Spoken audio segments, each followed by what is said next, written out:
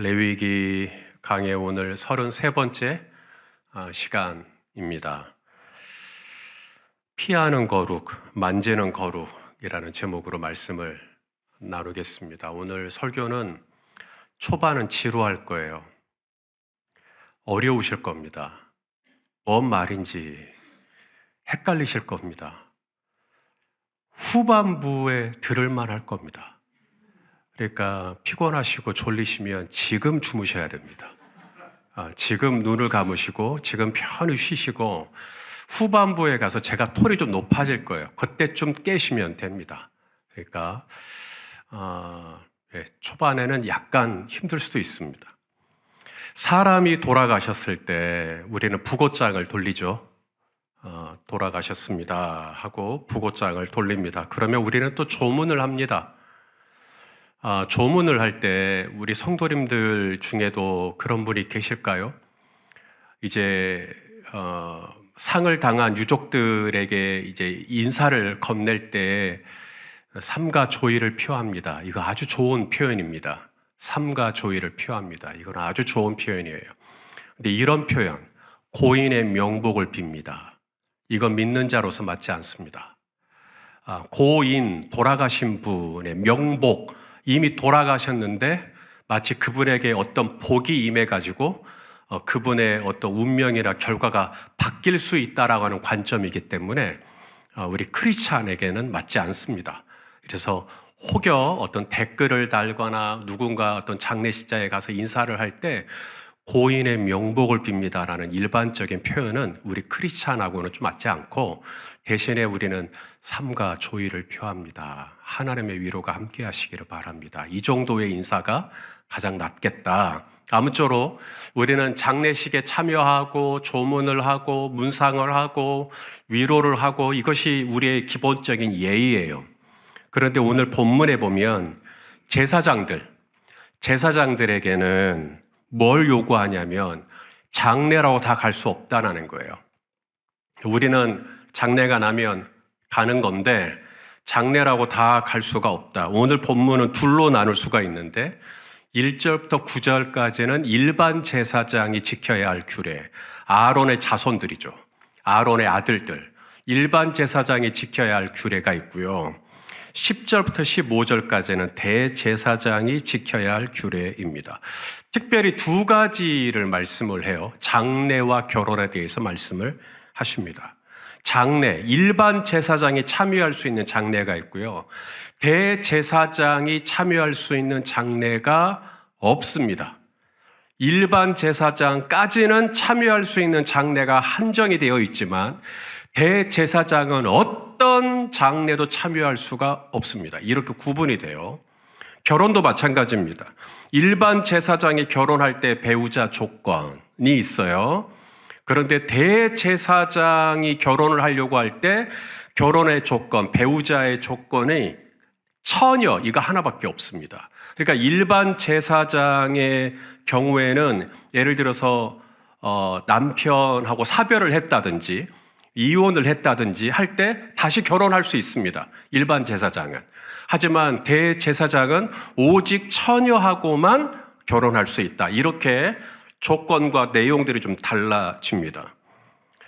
결론부터 말씀드리자면 일반 제사장에게 요구되는 거룩의 무게, 그리고 대제사장에게 요구되는 거룩의 무게가 같을까요? 다를까요? 예, 다르죠. 부목사님에게 요구되는 책임의 무게와 담임 목사에게 요구되는 책임의 무게가 같을까요? 다를까요? 예, 당연히 다르죠. 그래서 사례비가 다르잖아요. 예, 예. 자, 이쯤에서 한 가지를 정리를 좀 하고 싶은데 레위기의 주제 한 단어로 뭐죠? 거룩입니다. 하나님께서 이스라엘을 애굽에서 구원하신 이유, 제사장 나라가 되게 하려고 출애굽기 19장 6절 읽어보죠. 시작. 너희가 내게 대하여 제사장 나라가 되며 거룩한 백성이 되리라. 너는 이 말을 이스라엘 자손에게 전할지니라. 자, 이스라엘 백성에게 하나님이 기대하시는 게 이스라엘 백성이 다 뭐가 되는 거예요? 그러니까 제사장 나라가 되는 거니까 다 제사장이 되는 거예요. 너희는 택하신 족속이요 왕 같은 제사장들이요. 다 제사장 되는 거예요. 원래는. 그런데 다 제사장 될 수는 없잖아요. 그렇다고. 다 제사장 될 수 없고 다 성막에서 일할 수 없고 그러니 레위 지파 12개 지파 중에서 어떤 지파를 선택하시죠? 레위 지파를 선택하십니다. 그래서 레위 지파 중에서 이제 아론 계열의 제사장들이 나오게 하시는 거죠. 자, 이제 제가 그림으로 좀 설명을 좀 드릴게요. 거룩이 뭐냐? 구별되는 거잖아요. 구별. 그래서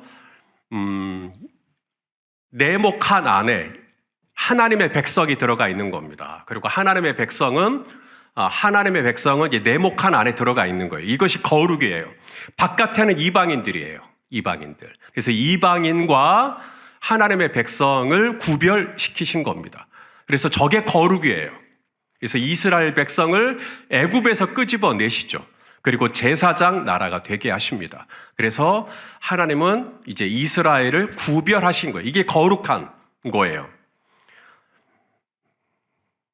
그래서 이제는 이스라엘에게만 요구하는 법이 있습니다. 이방인들은 어떻게 하든지 간에 이 이스라엘에게만 요구하는 법이 있어요. 그게 거룩이니까. 어떤 거죠? 예를 들어서 음식. 이방인들이 먹을 수 있는 음식과 이스라엘 백성들이 먹을 수 있는 음식이 달라요. 하나님이 먹어도 되는 음식과 먹으면 안 되는 음식을 구별하시죠, 레위기에. 그게 뭐냐면 너희는 거룩하라는 거예요. 뿐만 아니라 유일신.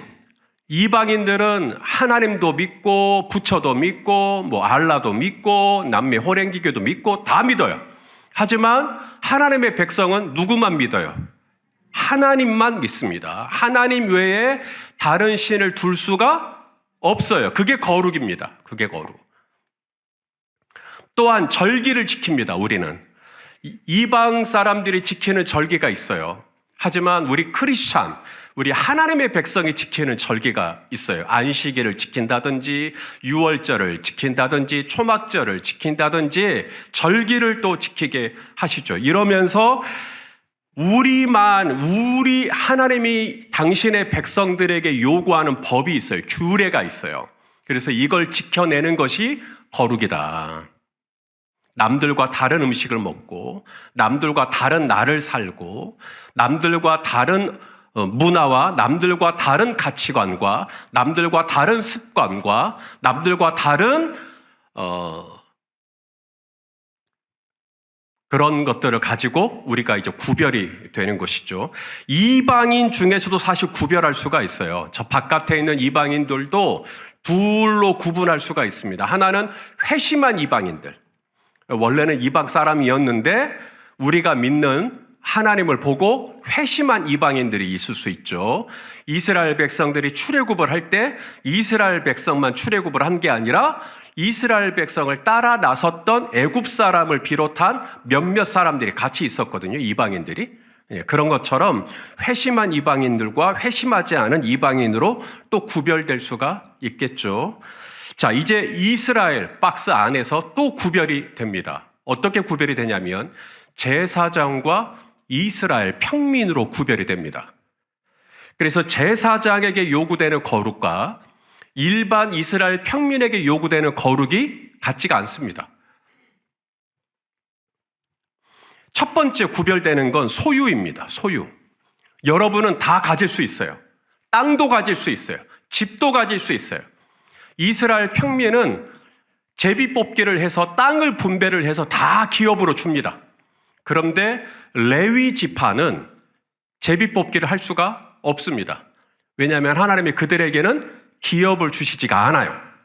레위 지파에게는 하나님이 내가 너희 기업이다 라고 말씀하십니다.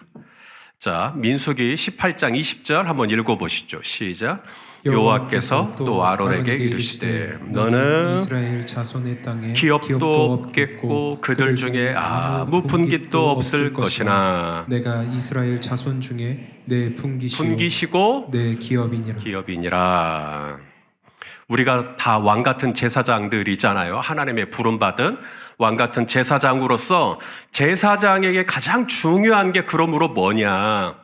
이 땅의 것에 미련을 두는 게 아니라 하나님이 우리의 분깃이고 하나님이 우리의 기업이니까 여호와는 나의 목자시니 내게 부족함이 없으리로다. 하나님 한 분으로 만족하는 것, 하나님 한 분으로 충분한 것, 바로 이것이 저와 여러분의 믿음이 될 수 있기를 소망합니다. 이게 제사장에게 요구되는 거룩이에요. 일반 백성들은 밖에 나가서 택시 드라이버도 할 수 있고 학원도 경영할 수 있고 뭐 회사도 경영할 수 있고 뭐 병원도 할 수 있고 다 할 수 있어요. 하지만 제사장은 다 갈 수가 없습니다. 하나님은 제사장을 어디다 묶어놨냐면 성소에다가 묶어놨어요. 성막 일만 할 수 있도록. 그래서 성막 일만 할 수 있도록 묶어놨어요. 자, 그 다음 또 하나가 뭐냐면 장례예요. 장례. 우리 성도님들은 장례가 나면 누구에게나 다 가실 수가 있어요. 근데 일반 제사장들은 다 갈 수가 없습니다. 오직 부모님 돌아가셨을 때만 갈 수가 있어요.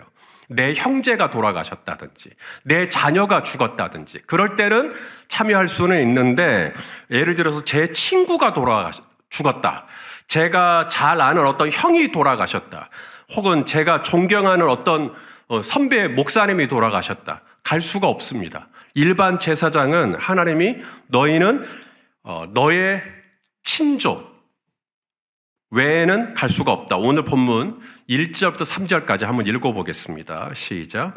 여호와께서 모세에게 이르시되 아론의 자손 제사장들에게 말하여 이르라. 그의 백성 중에서 죽은 자를 만짐으로 말미암아 스스로를 더럽히지 말려니와 그의 살부치인 그의 어머니나 그의 아버지나 그의 아들이나 그의 딸이나 그의 형제나 출가하지 아니한 처녀인 그의 자매로 말미암아서는 몸을 더럽힐 수 있다는 말이 뭐냐면 장례에 참여할 수 있다는 이야기입니다. 그 외에는 안 돼요. 일반 이스라엘 백성들은 다 갈 수 있습니다. 어디 장례식장이든 다 갈 수가 있습니다. 하지만 이제 제사장이 되면은 장례식을 다 갈 수가 없다. 아무데나 갈 수가 없다. 그럼 대제사장은 어떤가? 대제사장은 부모님이 돌아가셔도 못 가요. 대제사장은. 자, 10절과 11절 말씀. 제사장 중에서도 또 대제사장과 제사장으로 구별이 되겠죠. 자, 대제사장에게 요구되시는 거 10절, 11절 읽겠습니다. 시작. 자기 형제 중 관유로 부음을 받고 위임되어 그 예복을 입은 대제사장은 그의 머리를 풀지 말며 그의 옷을 찢지 말며 어떤 시체든지 가까이 하지 말지니 그의 부모로 말미암아서도 더러워지게 하지 말며. 무게가 훨씬 더 무겁죠. 못하는 게 더 많아요. 할 수 없는, 제한되는 게 훨씬 더 많아집니다. 이 고대 근동 장례식 문화를 보면 상갓집에 갔을 때 애도를 하잖아요. 애도를 표현할 때 어떻게 표현할까요? 슬픔을 표현하는 방법, 우는 건 당연히 있을 수 있겠고, 고대 근동에서는 어떤 게 있냐면 옷을 찢는 게 있습니다. 너무 내 슬픔이 크다, 내 이 큰 슬픔을 표현하는 방법 중에 하나가 옷을 찢는 거예요. 야곱이 이제 요셉을 잃었다고 생각했잖아요. 왜냐하면 그의 형들이 그 야곱이 입었던 채색 옷을 그 동물의 피를 묻혀가지고 와가지고 동물에게 잡아먹혀 죽은 것 같다고 거짓말했을 때 야곱은 그 말을 사실로 받아들이고 자기 아들이 요셉이 죽었으니까 요셉의 죽음을 슬퍼하는 방법으로 옷을 찢죠. 그 자리에서 옷을 찢어요. 다윗도 마찬가지입니다. 요나단, 다윗에게 정말 사랑하는 요나단이 있죠. 근데 요나단이 그의 아버지 사울과 함께 이제 길보아 전투에서 죽었단 말입니다. 죽었다는 소식이 다윗에게 들려왔을 때 다윗은 그 슬픔을 표현하는 방법으로 그 자리에서 옷을 짝 찢습니다. 이처럼 고대 근동의 그 슬픔을 표현하는, 애도하는 방법 중에 하나가 옷을 찢거나 배에봇을 입거나 혹은 큰 소리로 곡을 하는 거죠. 머리를 깎는 경우도 있어요. 머리를 깎아요. 슬픔을 표현하기 위해서 머리를 깎습니다. 그리고 수염을 다 밀어요. 수염을 다 밀어요. 심하게는 몸을 상하게 합니다. 몸을 상하게 하고 문신을 하는 경우도 있다. 왜냐하면 이 고대 근동에서는 내가 몸을 상하게 한 만큼 고인을 사랑하는 것이 표현이 된다라고 생각하는 거예요. 그래서 내가 몸을 상하게 하는 만큼 나는 이분을 사랑했다라고 하는 표현이 되기 때문에 자신의 몸을 막 상하게 하는, 이것이 이방인들 누구나 다 그렇게 지금 슬픔을 표현하고 있었다면 하나님은 이스라엘 백성들을 거룩한 제사장 나라로 구별하시고 뭐라 그러냐면 너희는 그렇게 하지 말아라. 너희는 고인의 죽음을 슬퍼할 때 옷을 찢는 건 괜찮아. 뭐 배에봇을 입거나 뭐 큰 소리로 울거나 그건 괜찮아. 그런데 너희의 몸을 상하게 하거나 피를 흘리거나 문신을 하거나 그건 안 된다라고 말씀하십니다. 그렇게 딱 하나님의 행동을 제한하세요. 자, 신명기 14장 1절을 보겠습니다. 시작. 너희는 너희 하나님 여호와의 자녀이니 죽은 자를 위하여 자기 몸을 베지 말며 눈썹 사이 이마 위에 털을 밀지 말아라. 그러니까 옷을 찢는 일반적인 그 슬픔을 표현하는 방법이었으니까 옷을 찢거나 하는 것은 일반 제사장에게도 허용이 됐던 것 같아요. 그런데 대제사장이 되면 옷도 찢을 수가 없습니다. 슬픔을 표현하는, 애도를 하는 방법 중에 대제사장은 옷도 찢으면 안 된다라는 말씀이 나옵니다. 자,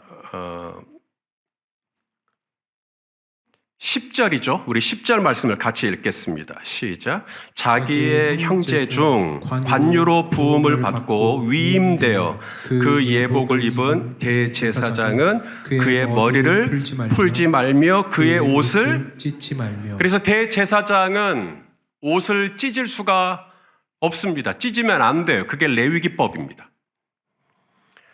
자, 그러면 신약으로 와서 예수님 신문 받을 때, 종교 지도자들에게 신문 받을 때 종교 지도자들이 그러잖아요. 예수님에게 네가 하나님의 아들이냐?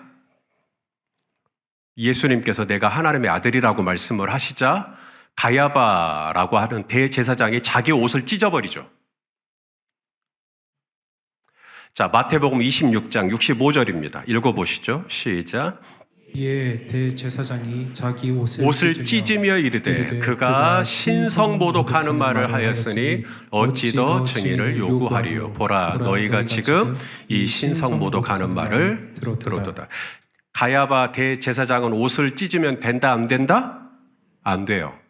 어떤 상황에서도 일반 제사장은 해도 되는데 대제사장은 옷을 찢으면 안 됩니다. 그런데 가야바 대제사장은 예수님 앞에서 옷을 찢어요. 자, 그러면 우리 예수님은 어땠을까요? 예수님은 십자가에 못 박힐 때 이 죄수의 옷을 이제 찢어가지고 팔 한쪽은 우리 문수원 집사님 가지고 팔 한쪽은 우리 박건는 집사님 가지고 이런 식으로 할 건데, 예수님의 옷을 나눌 때는 이 군인들이 어떻게 하냐면 예수님이라고 하는 이 나사렛 예수라고 하는 이 죄수가 가지고 있는 특별한 포지션이 있어요. 유대인의 왕. 그 죄패가 그거잖아. 유대인의 왕. 그래서 이 유대인의 왕이라고 하는 이 의리의리한 죄수의 옷은 우리가 나누지 말고, 찢어서 이렇게 나눠 가지 말고 제비를 뽑아가지고 한 사람이 이 옷을 몽땅 가져가는 걸로 하자. 그래서 군인들이 제비를 뽑습니다. 그래서 예수님의 옷은 찢겨지지 않습니다. 대제사장, 우리를 위한 참 대제사장으로 오신 예수님의 옷은 레위기법을 완성하십니다. 옷이 찢겨지지 않아요. 대신에 당신의 몸은 찢겨지십니다. 십자가 위에서. 당신의 몸, 휘장이죠. 휘장은 쫙 찢겨져요. 그리고 우리 모든 죄인을 품으시죠. 이건 하시는데 대제사장의 옷은 찢겨지지 않죠. 아무쪼록 여기서 우리가 알 수 있는 게 뭐냐면 거룩에도 등급이 있다라는 겁니다. 거룩에도 등급이 있다. 이스라엘과 이방인을 구별하는 거룩의 등급이 있어요. 음식을 먹지 않는다든지 안식일을 지킨다든지 십계명을 지킨다든지 절기를 지킨다든지 그런 거룩의 등급이 있습니다. 그 다음에 일반 제사장과 이스라엘 평민이 구별되는 거룩이 또 있어요. 성소 안으로 들어가는 거죠, 이제. 그리고 제사장 중에서도 일반 제사장과 대제사장의 거룩이 구별되는 거룩의 등급이 나누어져 있습니다. 이방인은 저 성소 안에, 성막 안에 들어갈 수 있나요, 없나요? 레위기법에 의하면 못 들어갑니다. 못 들어가요. 이방인들은 못 들어갑니다. 오직 하나님을 경외하는 하나님의 백성만 성소 안으로 들어갑니다. 그러나 이스라엘 백성들이 성소 안으로는 들어갈 수 있지만서도 뜰까지만 들어가요. 뜰까지만. 오직 저 성막 안에 있는 성소는 제사장만 들어갈 수가 있습니다. 하지만 저 깊은 곳에 있는 지성소는 또 일반 제사장이 갈 수가 없어요. 저 깊은 곳에 있는 지성소는 누구만 갈 수 있어요? 대제사장만. 이처럼 거룩의 등급이 나누어져 있습니다. 레위기에서 요구하는 것은 거룩이에요. 그리고 그 거룩은 이스라엘 백성에게 요구되는 거룩과 제사장에게 요구되는 거룩과 대제사장에게 요구되는 거룩이 다릅니다. 성도가 요구되는 거룩과 집사, 항존직 이상이 요구되는 거룩과 저 담임 목사, 영적 지도자가 요구되는 거룩의 무게는 똑같을 수가 없습니다. 레위기에서 요구되는 것은 거룩하라는 거예요. 내가 거룩하니 너희도 거룩하라. 그럼 어떻게 거룩해야 할 수 있을까요? 레위기에서 가르치는 거룩은 뭐냐면 방어하는 거룩입니다. 먹지 마라. 먹지 마라. 접촉하지 마라. 옷을 찢지 마라. 장례식 어디 가지 마라. 머리 깎지 마라. 수염도 깎지 마라. 살을 베지 마라. 자꾸 뭐 하지 말래요. 방어적인 거룩입니다. 그래서 레위기 안에서 거룩하려면 우리는 최대한 방어를 해야 합니다. 소극적으로. 그러면 우리가 거룩해질 수가 있어요. 저기 가도 안 되고 여기 가도 안 되고 이건 먹어도 안 되고 저건 먹어도 안 되고 이런 게 레위기에서 말하는 거룩입니다. 담을 쌓고 경계를 지키고 마치 백혈구가 바깥으로부터 어떤 외부의 균이 들어오지 못하도록 막듯이 우리가 레위기 안에서 거룩해지려면 잘 방어해야 돼요. 근데 대제사장이신 예수님은 다릅니다. 예수님은 이 땅에 오셔서 나인성 과부의 아들이 죽었잖아요. 나인성 과부의 아들이 죽었어요. 죽은 자에게 손을 대면 안 되잖아요. 레위기는. 손을 대면 내가 오염이 되기 때문에 만지면 안 돼요. 하나님의 거룩한 백성으로서 내가 죽은 자와 접촉을 하면 내 안에 있는 이 거룩이 훼손돼요. 오염이 돼버려요. 그런데 예수님은 거꾸로예요. 예수님은 그 죽은 자의 아들의 관에 손을 대니까 예수님의 거룩함이 훼손을 입는 게 아니라 예수님의 거룩함이 관에 싸늘하게 죽어있는 아들에게 생명의 온기를 줘버립니다. 그래서 그 아들이 살아나 버려요. 그래서 과부가 위로를 얻었다라고 말씀하시죠. 자, 누가복음 7장 13절입니다. 읽어보시죠. 시작.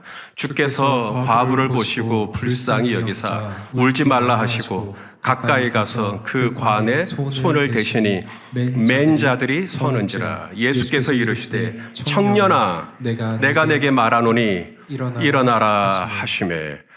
레위기에서는 상상도 할 수 없는 일입니다. 죽은 자의 관에 손을 대는 거예요. 하지만 예수님은 손을 대십니다. 왜냐하면 예수님은 손을 대면 예수님의 거룩함이 훼손이 되지 않기 때문에, 예수님의 거룩함은 조금도 훼손되지 않고 오히려 예수님 안에 있는 거룩함이 예수님이 접촉하면 이 접촉된 이 지경에 예수님의 거룩함이 흘러가 버립니다. 한센병, 나병, 우리가 만지면 안 돼요. 레위기법에서는. 나병을 만지면 우리도 부정하게 됩니다.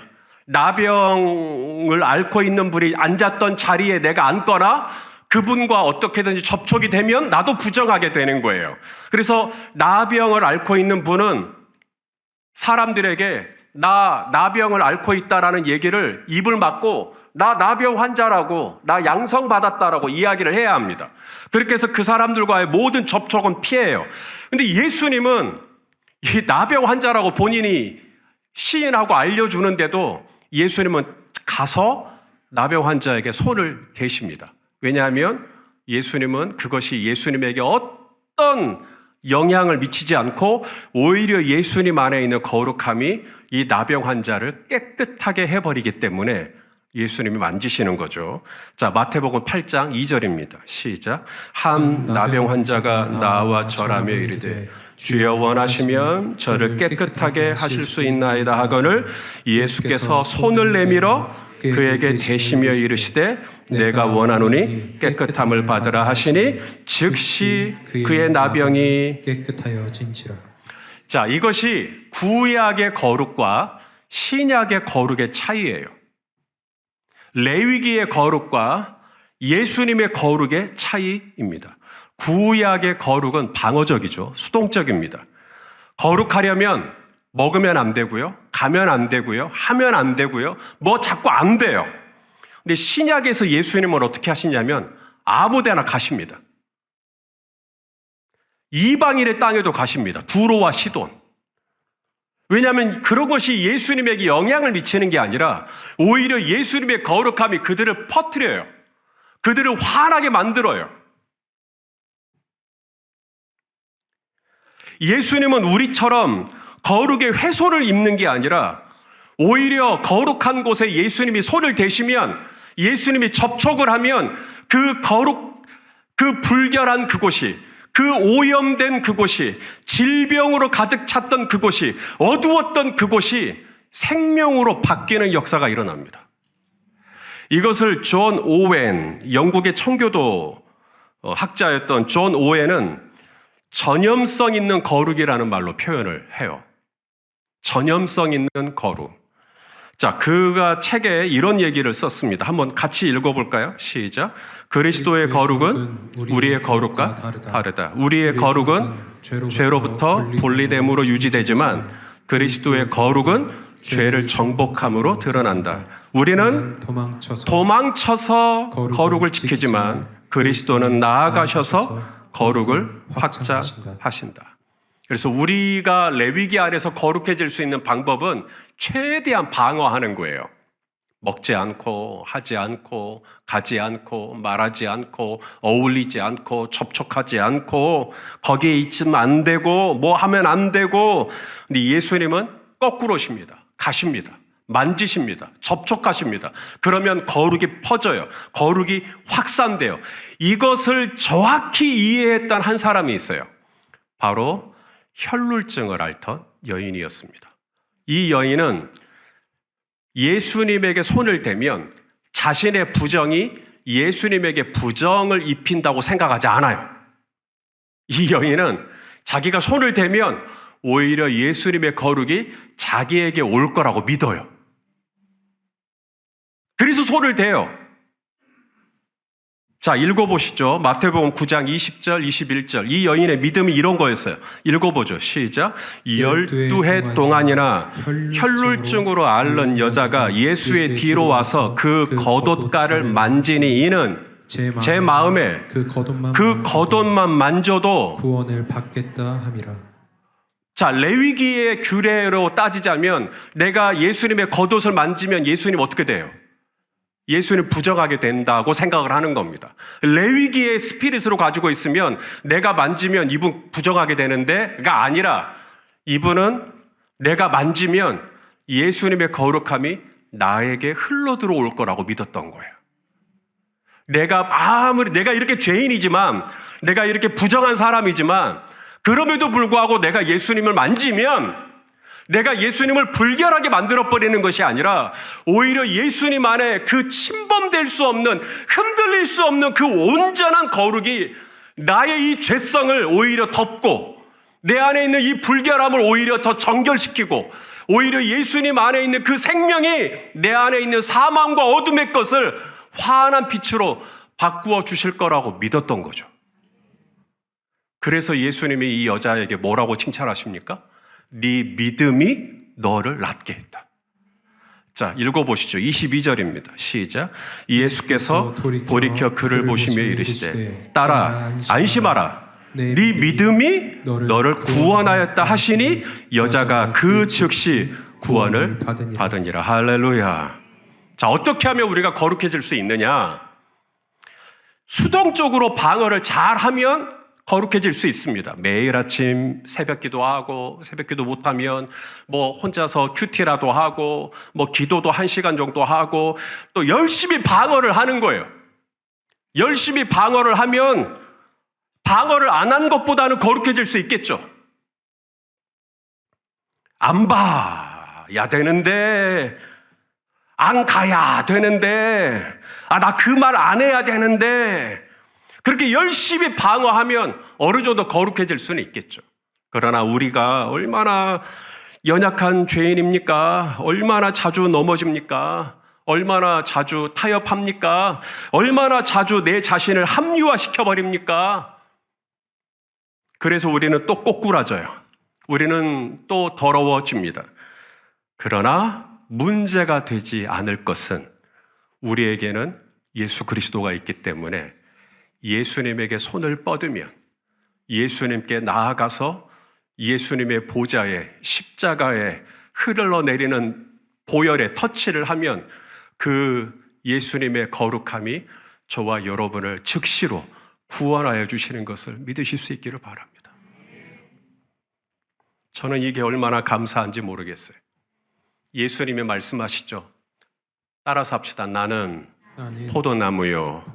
너희는 뭐예요? 가지. 거룩이라는 게 가지의 애씀, 가지의 노력으로 거룩이라는 열매를 가지가 스스로 맺을 수가 있냐고요. 가지 안에는 그런 생명이 없습니다. 그럼 어떻게 해야 됩니까? 가지가 거룩 그 자체이신 포도나무이신 예수님께 붙어 있는 거예요.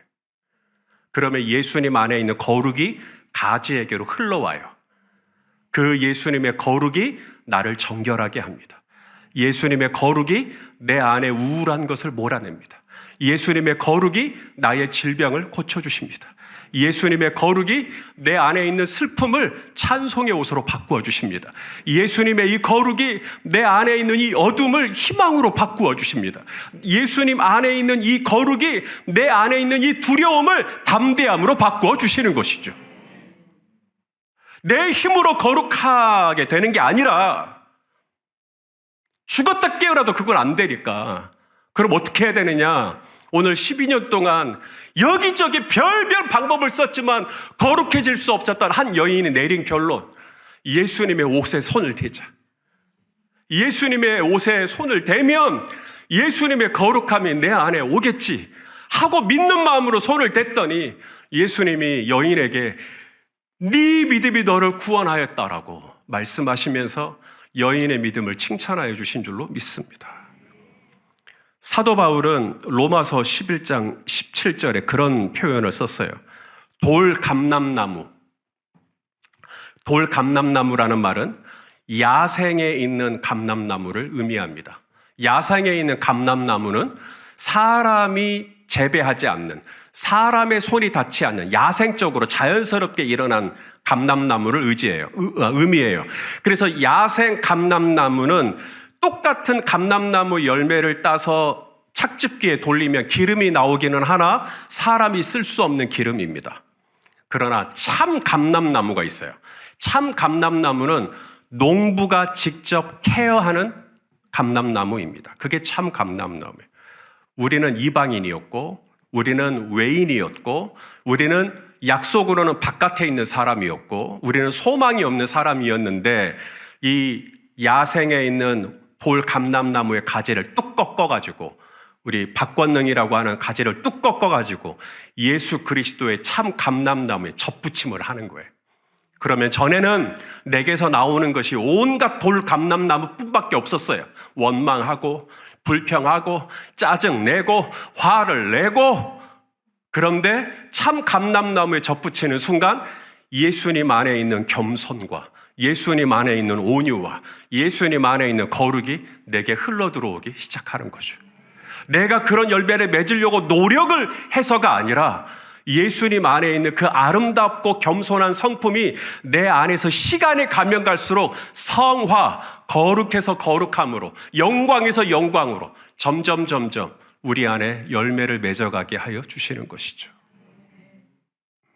바로 이게 거룩입니다. 그러므로 우리에게는 두 가지의 선택지가 있어요. 첫째는 예수님에게 최대한 가까이 가서 예수님의 겉옷이라도 손을 대는 믿음이 우리에게 필요합니다.